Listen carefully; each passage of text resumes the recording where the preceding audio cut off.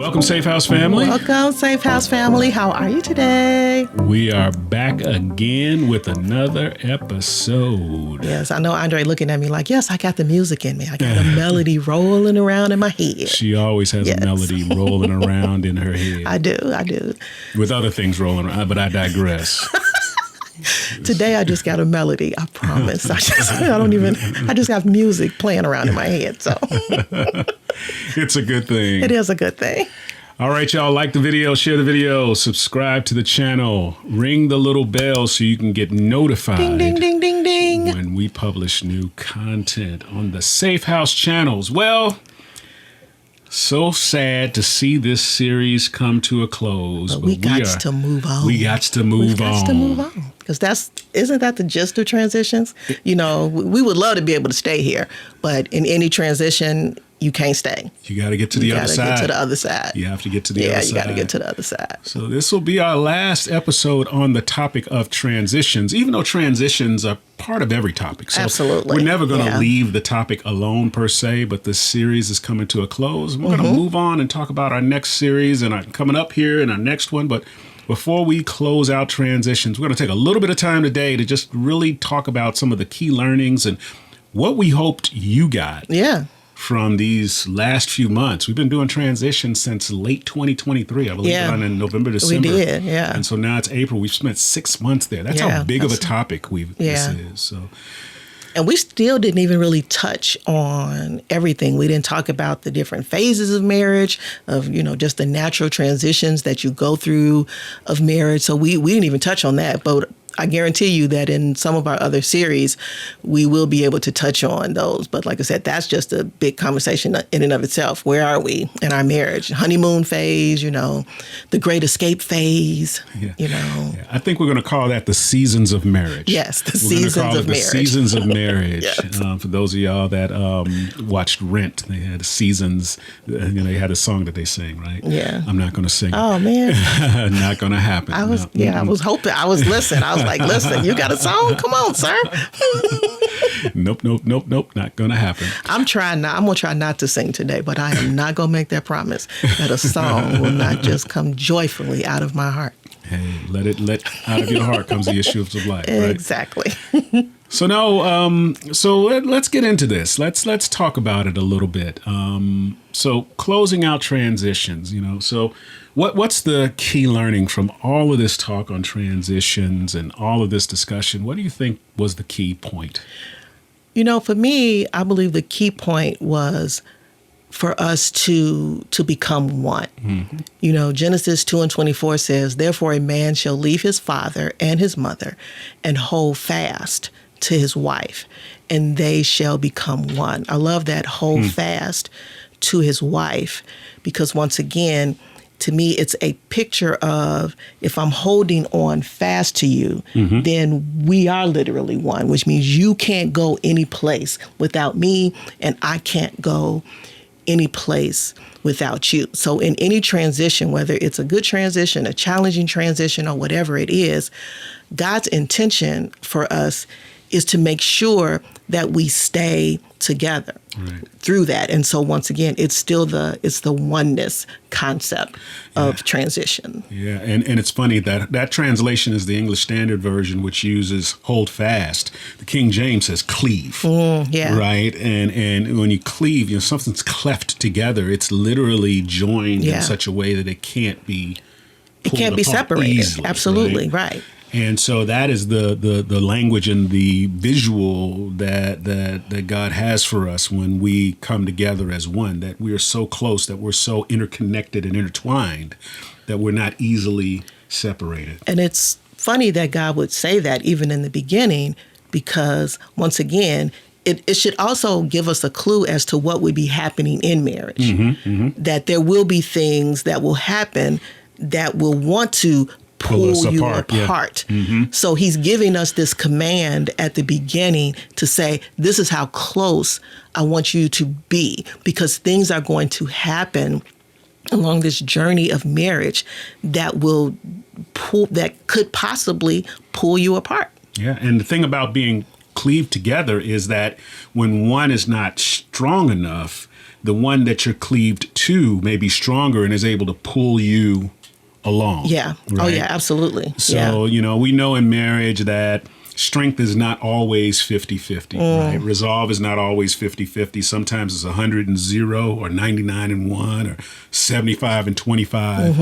And there's always one that may have more umph. They got more gumption, as my mom used to say, to be able to pull you in the right direction. So no, that whole oneness thing is huge. So as we dig into oneness, because we're going to discuss oneness a little bit here, we're not going to do a full recap, but if you look at these last 6 months, what was, one of the most impactful episodes for you or discussions? I think for me, I enjoyed all of them, but the one that I really enjoyed was There's No I in Team.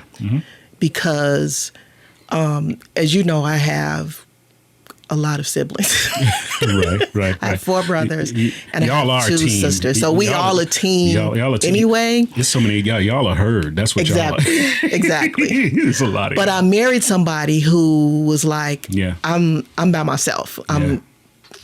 What we doing? We don't need to do all of that. And so I think we both had to figure out, I think you probably more so than me, because I understood like what it's like to be a team player, the sacrifice and all those different things. I think more so for you had to figure out, okay, how do we become this one person? Because there is no I in team. It's us. It's we, And so when I thought about that particular episode, when I think about oneness and like you said, in transitions, what's our end game? Yeah. And so I just remember when we got married, I was like, for me, the end game is until we die, sir. I was like, I think, like you said, we've been married, it'll be almost 30 years. And when you talk about like what could break you apart, like you said, during those transitions, I think there was one time where I used the divorce word, the dreaded D word. And that was like, I want to say it was like a week before our first anniversary. Something like that. And we were just having a hard time. And so I was like, yeah, we don't really have to be together if you don't want to be with me. Because what I didn't want was to be married to somebody for 25, 30 years. And then you wake up and now you decide that you didn't want to be with me. In my mind, I just thought, okay, well, we only been together a year, so we don't have anything. We didn't have any kids. So in my mind, I'm thinking, well, there's really not that much for us to lose at this point. So if we were going to make that kind of decision, we could have. Obviously, God had other plans because we've never had that discussion before. But it was even in that moment, I think God had to remind me, what did you say when you took your vows? Remember, nothing can separate you. So that was a part of our whole vows, like I said, in the book of Romans, where we said nothing can separate us. That was our whole vows. And so God had to remind me that was our end game. Nothing can separate you. You guys, so separate means that now we're two. Because the fact that we can't be separated means now what? We're one. So God was reminding me in that moment that we're one, and that's our end game. Yeah. It's funny too that you mentioned that, because our vows were different, right? Most people do the love, honor, and obey.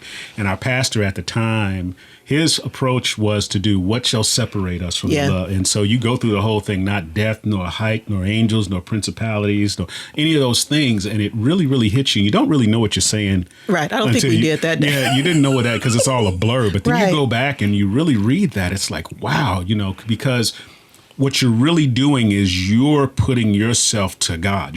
This union that you're creating is not just you connecting to yourself. You're now interweaving yourself with God. Yeah, absolutely. And so really, when you're saying what shall separate me from the love of God, then I have to be committed to God and my spouse. You know? So no, it's very memorable. I often go back and read that. I strongly suggest those that are looking at this, that maybe getting married, if you decide to do your vows, if you want to write your own vows, rather than doing sort of the traditional love, honor, and obey or whatever, consider that scripture. What shall separate us from the love of God? Because that is a memorable point in our ceremony. And like I said, it was a good reminder, like I said, for that oneness piece. And also, even in that episode about there's no I in team, it's understanding your teammate. Yeah.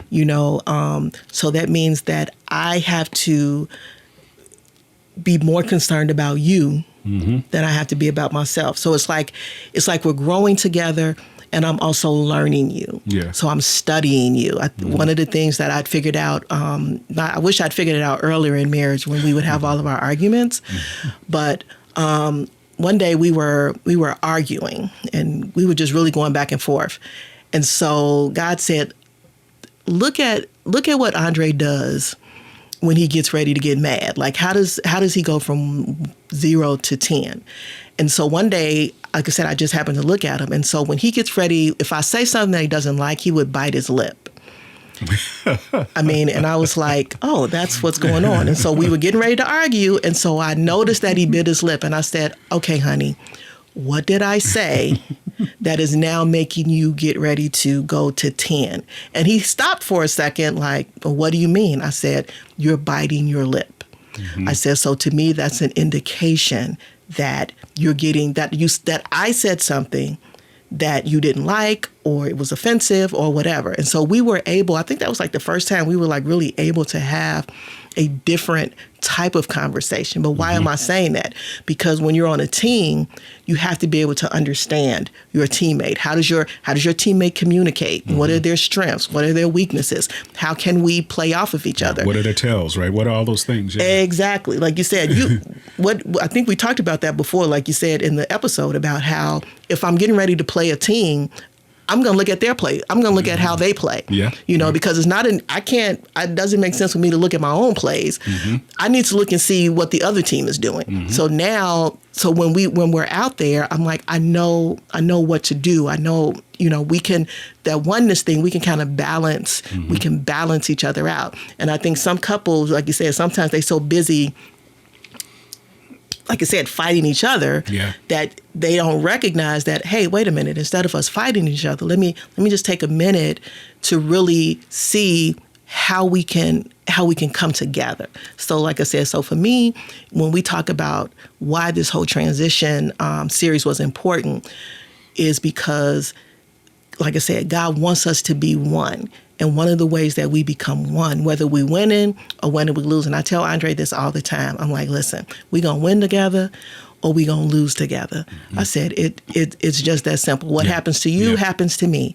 I said, that's the only way to go. And so that to me is why that was one of the most impactful episodes of Transitions, and what is helping us even now to stay in this space of continually figuring out how to be one. Yeah, I agree with you. That was a powerful episode. For me, I'm going to cheat a little bit. I have a couple of favorite episodes, right? But for togetherness, for oneness, really the whole thing about everyone has a plan, and then the subsequent interview that happened with that. And it's because I think like an engineer, right? I'm always thinking about the next, or I think about things being misused more than being used properly, right? Because that's the way my mind is wired. And what happens is I see, when at least the couples we talk to, everyone goes in with the best of intention and the best of plans, but then there's something that comes along that's unexpected that just causes all of the undealt with behavior to surface. It's when the negative thing hits, then all of my habits from the street, all the 4-letter words, everything just starts pouring out, and it's just like, wow, who did I marry? And so really I'm hoping that episode helped couples and people just do an evaluation. Even if you're not married and you're in a relationship, just evaluate where I am and my ability to handle stress, right? Do I have a process to recover? Do I have a process to reassess what's going on around me, right? Do I understand what the goal is in any situation? Because here's the thing, when we get into a conflict and we're not clear and we're not sharing in the goal, the resolution could be an argument by itself, right? We're already in conflict. Now we're going to have a conflict about the conflict, right? A conflict about the resolution. Absolutely. And it's just this spiraling place. But if we're clear about the goal, okay, wait, we had a conflict, we hit a bad situation. the goal is this. How do we back up and then push forward again? Yeah. And really getting into that rebounding process. Yeah. To really get us to a place where now, okay, we're trying again. Okay, we got a little bit more knowledge. We got a little bit more information. We got a little bit more experience. Yeah. and Oh, we got some places, we got some potholes we know not to step in. Our chances of success are much higher. Yeah. With the next pass. Yeah. So that was really impactful. And then once again, my cheat is I really enjoyed the King's Edition. So brothers, we got another King's Edition coming pretty soon.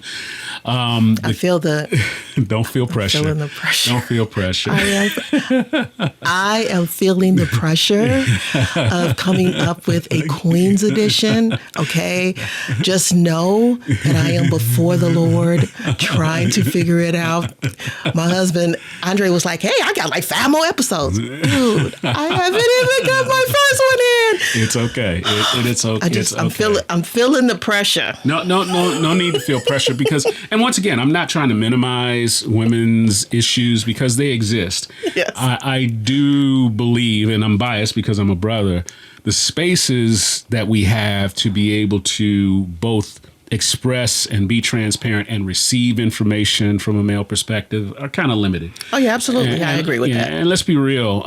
We're in a society right now that really looks down on maleness and masculinity, that somehow or other my maleness is an offense to certain groups of people. And the whole idea is not necessarily to offend, but really create a space where we can talk about mental health. I know for us, I grew up in a family where, if you started acting crazy, you're crazy, right? It's like, you don't need that. You need to get well. You need what they say, put some dirt on it. Just put some dirt on it, get over it, right? And in the meanwhile, you have brothers that are just either suffering in silence or they literally drive themselves crazy and they take on some issue and they're not able to deal with it. So the whole point of the King's episode was to say, no, wait, there's resources out there for it. There's indicators you could look for to let you know when it's time.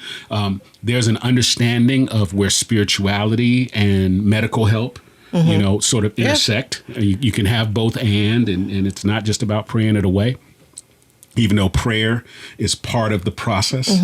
So no, I really appreciated and having Counselor Wheeler on to sort of express the ways to get there. I really thought that was important for the brothers, but we got a couple more coming up, and we got a couple in the can for some other tips on the Kings out there. So I told Andre not to call it Kings. I said, can we figure out how to team this thing? He's like, no, get your own. I'm like, okay.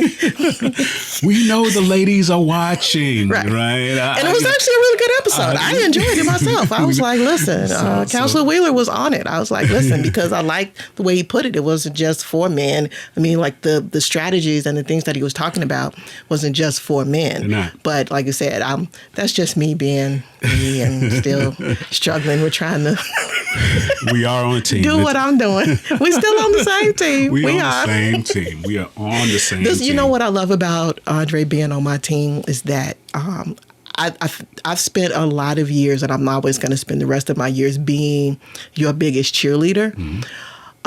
Every team needs a cheerleader. Yes. And so I do appreciate that you are always cheering me on, that you're always, trying to bring out, getting me to explore and to investigate the better parts of who I'm supposed to be. And so you are always willing to say, hey, babe, whatever you want to do, I'm there with you. I don't think there's anything that I've ever asked to do that you have ever said, like, well, maybe one thing. Yeah. I mean, I didn't start off that way. Right. He didn't. But once again, it was a transition that we got to that point.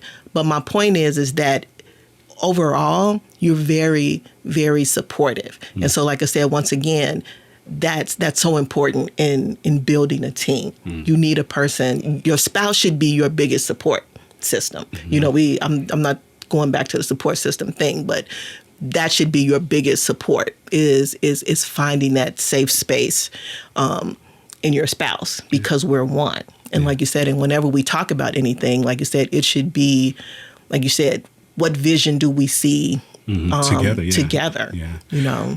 Well, I just want to echo the same thing. Even when you almost didn't have a choice in the matter. You're kind of forced into it. And some of the decisions I made early on, even with me going back to school, going back to graduate school and doing all those things, that you probably did more than you did do more than you signed up for, right? Right. And you were raising our young children at the time, because I went to a pretty rigorous MBA program, and it was pretty taxing. And so no, not only have you been a cheerleader, you actually just fill in the gap.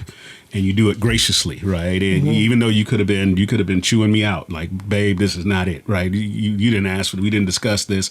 Nope. You just soldiered on. Yeah. And it took me a while to recognize that sacrifice, but I appreciate everything that you've done. But I think the point in us saying that is that those were some really hard transitional spaces for us. So even in those spaces, we had to get to a different level of maturity, even in our relationships. We had to grow. We couldn't. When you grow, it can never be about yourself. Absolutely. Growing is always about, okay, like I said, are we growing together? Or because if the growth is, like I said, if you was just going to school for you, then that's just you growing. But when you decided to do that, it was like, okay, I'm doing this for our family. Yes, yeah. And so once again, it's about, like you said, even though, like you said, there were some things that we didn't talk about, and even though those transitions were hard, we still managed, through the grace of God, to still get on the same page. Yeah. To make sure that we get to the end goal of we're staying together. Well, what's important about what you just said is that there are going to be times where I'm not going to act right. You're not going to act right. But if we both visualize the goal, right? If we both visualize the end game, the end state, right? Then grace allows us to survive what could have been an offense, a misstep, a miscommunication. Oh, yeah, absolutely. All of that kind of stuff. Then when I know the goal, I can be gracious, which is just an important lesson. You don't even realize the grace you're receiving. Yeah, that is true. When you're on the receiving end. That is definitely true. So any scriptures you have about relationship maturity? Yeah. So one of the things that I thought that was really good was, I had two of them. I thought about the scripture in Luke chapter 2, verse 40. It says, "And the child grew and became strong, filled with wisdom, and the favor of God was upon him." So the reason why I picked that one was because I was like, that's really how God looks at our relationships, because we are definitely not the same people we were when we got married, 30 years ago. We grew. We became stronger. Yeah. We got filled with wisdom. And my God, we just kind of talked about the grace. And the favor of God has been upon our relationship. Yeah. To me, that's God's intention. God, when God was talking to Adam and Eve in the garden, he says, I want you to be fruitful and I want you to multiply. It was never God's intention that they would stay the same. Yeah. Because some people say, oh, we still the same people. Then somewhere nobody's growing. Nobody's grown. Yeah. Something should be different. Yeah. Or else you just silent and you're just not willing to say anything about your spouse. Right. And the Bible expects us to be transformed by the renewing of our minds. Right. So how can you be with somebody for so many years? They've aged, they've grown, they've gone through transition of life, and things have happened. You've experienced things. You have some hurts. You have victories, and still say you're the exact same person you were 20 years ago. Yeah, you may have the same personality traits, but no, you think differently. You process things differently. You walk a little bit differently than you did before. The other one, too, it says, when I was a child, this is 1 Corinthians 13 and 11. It says, when I was a child, I spoke like a child. I thought like a child. I reasoned like a child. So when we think about kids are very selfish. They're self-centered. That's all they want is their way. They ain't trying to be joined to nobody. Right. Listen, my son, after we had our daughter, it was like a month later. Yeah, he was like, need to take her back. He said, Mom, when's she going to her real house? I was like, this is her real house. This is her real house. When are we taking her back? What are you talking about? The kingdom has been divided. I said, she's here forever. I said, and that just hurt that poor baby soul. It's like I had exclusive But access. why? Because he was a kid. Yeah. Like you said, he recognized that there was going to be some kind of division, and now I got to share. Yeah. His reasoning was based on being a child. Now let's explore that a little bit, right? So let's think about in relationships, right? When we look at the conflict we get into and the experience we have in relationship, how much of that is based in speaking and thinking like a child? Yeah. Because we get into conflict with our spouse, what's the first thing we want to do? We want to win. We do. We want to win. We want to show them where they're wrong. We want to show them the error of their ways. But if we think about that all the way back to the garden, and I want you to cleave together and you're one, what sense does it really make to fight against yourself? Absolutely. Right. And then Jesus said, a house divided into itself will fall. That's, right? So when we go into a thing with the idea that conflict and proving another person wrong, because you're going to have conflict. But now what's the goal of the conflict, right? Exactly. So now we have conflict in order to reach a resolution. We have conflict because I don't have a problem with you. I have a problem with the situation we're in. Yeah. How do we work together to get out of this situation together? Absolutely. What about me needs to change? What about you needs to change? How do we attack the problem? But once again, thinking like a child is I'm about to point out you had and if you did this and I wouldn't have acted crazy if you didn't act crazy. Listen, I'm a teacher. That's all I hear all day long is, well, you didn't see what they did. Okay.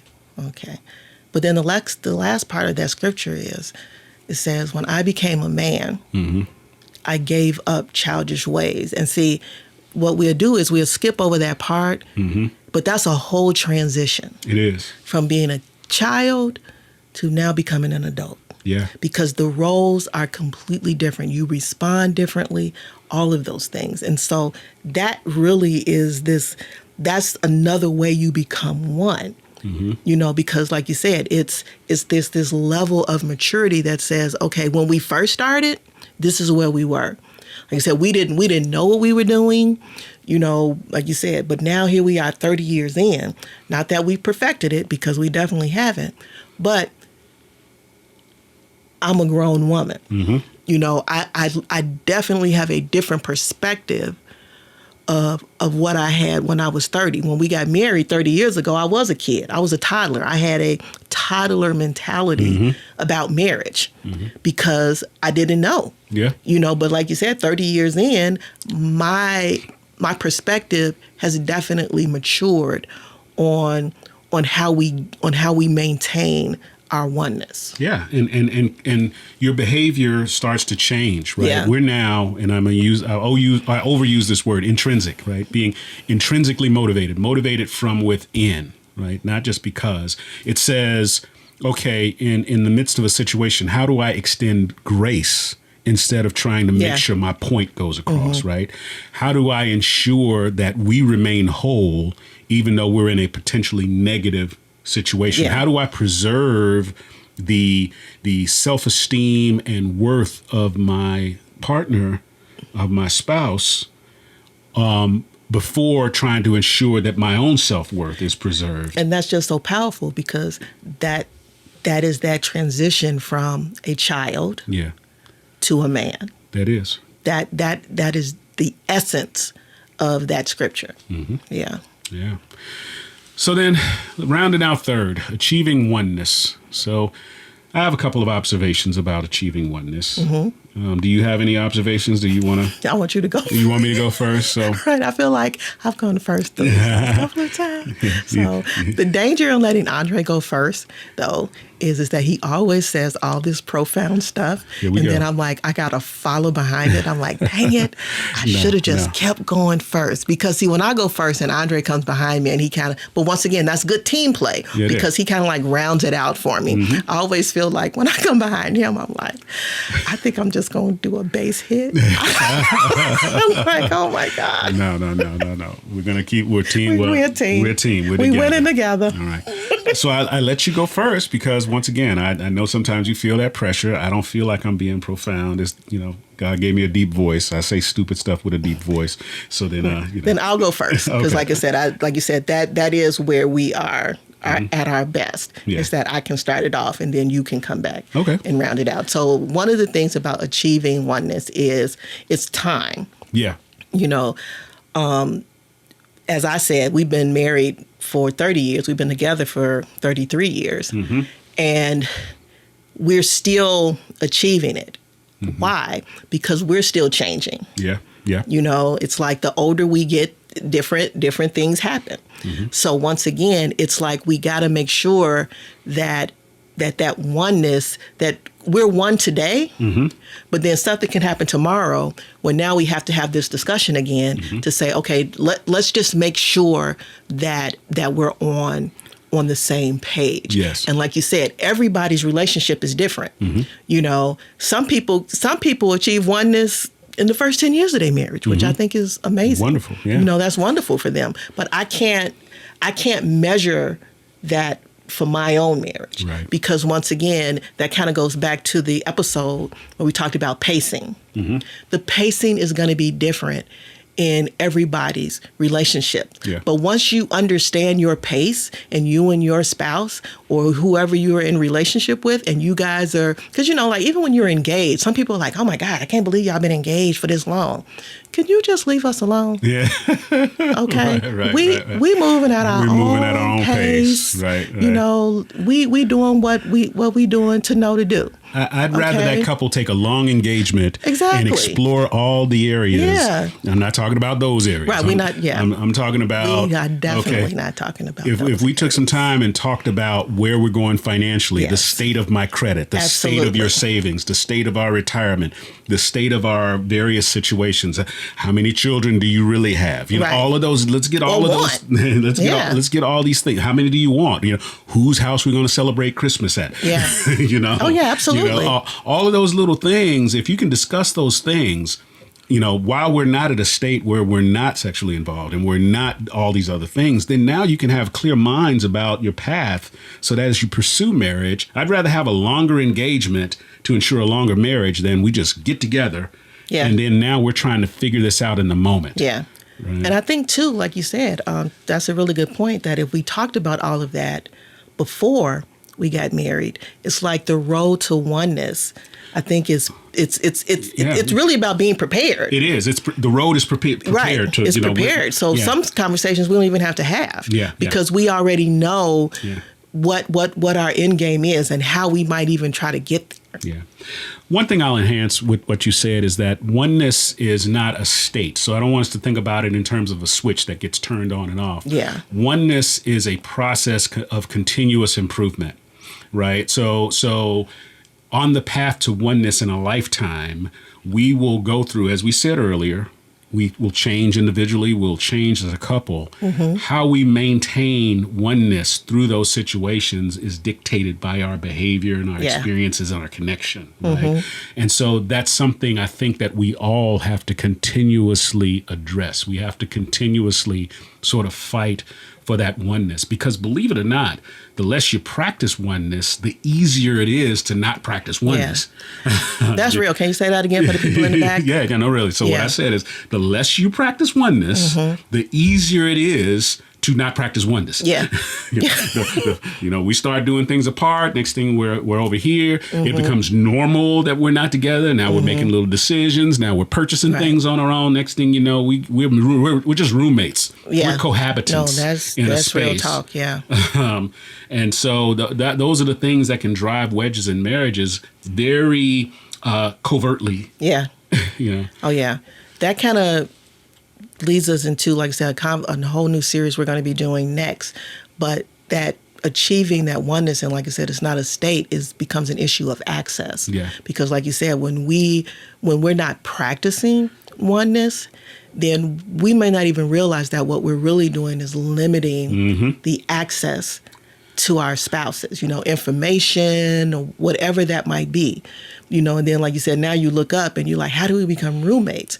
Because what we've done is we've limited the access. See, when you one, there's like It's unrestricted access to everything, Yeah. you know. And so, like I said, we're not going to spend a lot of time talking about that, but we're going to do that's going to be our whole next series. It's going to be a whole series, Yeah. and we're going to be doing a little bit of traveling. We've been invited to another ministry to actually tape a Safehouse episode out of state, and we're going to be talking about this topic, and we're even going to be delving into it a little bit in our next topic. But the whole access thing, you know, it's deep. It's very, very deep, and you know, put something on your minds. Does your spouse have top secret clearance? Do they have access to absolutely everything that they should access to? Have you downgraded their access to just, have you downgraded them? Wow. Is there a holy of holies that they can't get into? Good night. Wow. I mean, but once again, it goes back to what's your end game? Yeah. And if you don't connect access to oneness, then the ability to really be in that state of oneness is put in jeopardy. Yeah. Even Jesus going to the cross, there was a group of people that had to know what was going on. Yeah. they had to know. Yeah. Right? They didn't know everything, but they had to know. Mm-hmm. Yeah. So we won't dig into it. It's a deep topic, and it's going to take a long time to explore that. We talked about trauma and poor expectations and how that can help. That can prevent oneness. Right? I can have traumas that are undealt with. This is why you need to go back and look at the mental health episode. Mm-hmm. It was for kings, but ladies, you're not excluded. The topics in that episode apply to everyone. Mm-hmm. So if you want to get something out of it and understand how trauma may be affecting you today, and even poor expectations about what a relationship should be and what he should be doing, what she should be doing, and my mama didn't do it like that. You know, those types of things can be barriers to oneness. Oh, yeah, absolutely. Yeah. Absolutely. And then the biggest booster. Yeah, is, to me, once again, is the joint vision. And I think about when, going back to the garden again, God had a joint vision for both Adam and Eve. Mm-hmm. Mm-hmm. You know, there was some things he just told Adam before he had created Eve. But then once he got them both together, he was like, this is my expectation. This is my vision for you. It's not, because I don't even want to call it an expectation. Right. This is my vision for you. I want you to take care of the garden. I want you to be fruitful. I want you to multiply. I'm speaking this to both of you. I want you to have dominion. Yeah, absolutely. And that was for both of them. Yeah. And so even, like you said, so even in your marriage and in your, like you said, in your relationships, you know, it's what's your joint vision? That joint vision is so important, because this is, once again, the word you're going to hear me use this word a lot, that intrinsic motivation. Right? If we do not believe in the vision together, then I'm only acting because she wants me to act. Yeah. Or she's only acting because I want to act. And the thing about achieving a vision is that we both need to be fighting for it even when the other one's asleep. Yeah. Or when the other one's away. Right? Yeah. We need to be praying about it even when the other one's not around. We need to be moving ourselves towards it even when we don't necessarily have the outward push and motivation. Right. Mm-hmm. And so when we have a joint vision, oneness becomes a thing because now we both believe. Yeah. I believe that's how Safehouse was born. That's how it was born. You know, it was this joint vision of creating a safe space to be able to talk about issues that affect marriages and people who are in relationships. You know, and that was our joint vision. We wanted to be able to create this space, like I said, to be able to have these levels of conversation. So whether we're doing it on social media, we're doing it in person, or whatever that is, the joint vision was always to try to get couples back to this space of oneness. We had talked about this before, and I said, you know what? When we had talked about, like, what do we really think about when we do Safehouse? I said, you know what? Because we have been seeing, like, couples who had been together for, like, even celebrity couples. Mm-hmm. They were, like, getting divorced. I mean, and nobody was really talking very favorably about marriage. And you realize that there were a lot of these couples that were in these unhealthy marriages. Mm-hmm. And I said to Andre, I said, you know what? I said, I just want to create a space where we can talk about how do we get healthy. Yes. You know, if we're unhealthy, how do we get healthy? If we're healthy, how do we maintain staying healthy? Why? Because we want to have longevity. I said, when God is all about longevity and legacy. And so when I think about us being fruitful and multiplying, I want our children to look at us and be like, man, I want a marriage like my parents. Yeah. Not that I want a spouse like my parents, but I want a marriage like my parents. Yeah. I want to still be in love after 30 years, 30, 40 years. I want to have that level of longevity. And I think even for our marriage, for our families, we didn't see that. Yeah, we did. We didn't have that example. We didn't have that example. We did not have that example. So we know that even with us doing Safehouse, that God was saying, okay, I'm going to use you guys as an example. Yeah. Even for your families, so that they can see that, okay, that marriage, that you can have a healthy marriage, that you can that you can have longevity in a marriage, and marriage is healthy. That you can reset normal. Yeah, you can. Yeah, absolutely. Yeah. It is, and it's your biggest compliment is when your daughter says, "Mama, they don't make them like Daddy." That's what she says that all the time. I'm like, they don't build them that way no more. I'll be praying. I'm like, there's got to be somebody out there like your daddy. But she says that all the time. Why? Because she sees. Mm-hmm. She sees how he treats me, and like you said, and she, like you say, even after us being married for 30 years, she sees the genuineness in our relationship. Yeah. Even when it comes to taking care of our affairs, we tackle as a team. Mm-hmm. Right? Her going to college is a team thing. Yeah. We're both involved. And yeah. So that's it, y'all. It's a lot to consider, but we thank you all for coming with us on this journey around transitions. Give us some comments below about what you thought of the series and other topics you may want to talk about. Ask questions. Make sure you like the video. Tell us your favorite. Tell us your favorite. Yeah. Tell us your favorite. Like I said, we told you ours, and like I said, we would definitely love to hear your favorite. Or if it's one, like you said, during this 6-month journey that you feel like, man, you know what, I'm really glad I watched that episode because that really helped me and my spouse. So, as we were going through something, so we would love to hear that. Yeah. So we'd love to hear that. And make sure you share these videos. Make sure you share There she goes. She started singing. Make sure you share them. Make sure you share these videos. Okay, that's enough. Right, I just had to get it out of my system. I'm sorry. My whole family sings. We can't. They do. And she's the Patti LaBelle of the whole group, right? So I toned down my Patti today. We're not even going to dig into that component of it. But share, subscribe to the channel. Less than 20% of our viewers are subscribed. So please subscribe, hit the notification bell. And do me a favor. Those of you that have been part of the Safehouse family for a while, even if you're not, tell me what you think about a Safehouse live meet. We haven't had one of those in over a year, right? Yeah. So we want to get your opinions on Safehouse in person, Safehouse in 3D, us getting together. So tell me about that. So with that, we will conclude the episode. We love you guys. We love you all. And we don't use that word lightly. We really do. We love you guys. We do. That's why we do this every week or every couple of weeks. I say this every week. No, we don't. Every couple of weeks. Right. All right, Safehouse family. We love you. We love you guys. God bless you. God bless you. Peace.